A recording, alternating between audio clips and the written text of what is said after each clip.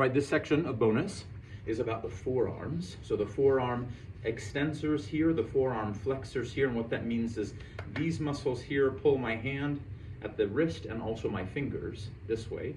These muscles along here pull my hand this way and my fingers this way. So if you're noticing any tension in your wrist, it's sometimes amazing to bring this tennis ball with your palm down below the elbow right here. I'm going to bend that and set the tennis ball there, and then start doing some actions with my wrist perhaps, or with my fingers spread there, or even do some fun piano things and start to roll the tennis ball down my forearm. So you're checking how that feels initially. You could have done whatever sort of action you wanted beforehand, right, to test that, and in that instance generally spreading your fingers, moving through your wrists, what's going on in there beforehand, so you have that apples to apples comparison. Moving down, you could use fingertips to add a little bit more direct pressure, but I have found that usually in this area predominantly, it's better to be using the flat of the hand or the palm.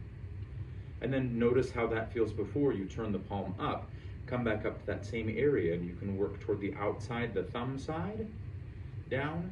You can work the inside, for me here, that would be toward my pinky finger side as well, kind of 3 different areas along there. And notice what happens if you either pull your palm toward you with the fingers spread, or pull your palm towards you with the fingers closed or flexed.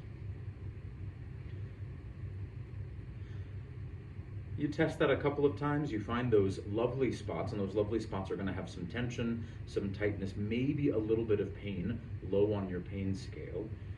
And again, as you hold that, you're checking in, did the pain increase? That's a no-go. Did the pain stay the same? Did that pain decrease? We're looking for the latter two, the pain staying the same, the discomfort staying the same, or decreasing after a few breaths. But you have to notice your breath at some point while you're doing this. So once you've checked on that, you come back out of it and you notice the difference between the 2 forearms. Again, you could roll your wrists here if you wanted. You could, let's say, do cat and cow. You could do plank. You could do crocodile. You could do downward facing dog afterward and notice the difference. You could also put the tennis ball against the wall and start rolling your forearm up and down.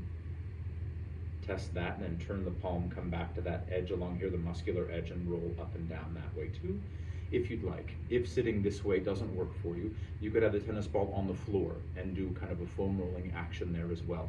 That's a little bit more challenging because you have more body weight on that particular tennis ball. It's probably going to hurt more, but it's an option if you feel like using this just isn't able to get deep enough in there for you. Just know again, if your breath is holding and you're gripping and you're creating tension in other parts of your body for that tennis ball rolling, that it might be a little bit too much for your nervous system. So while you're practicing this on the other side, have a ball.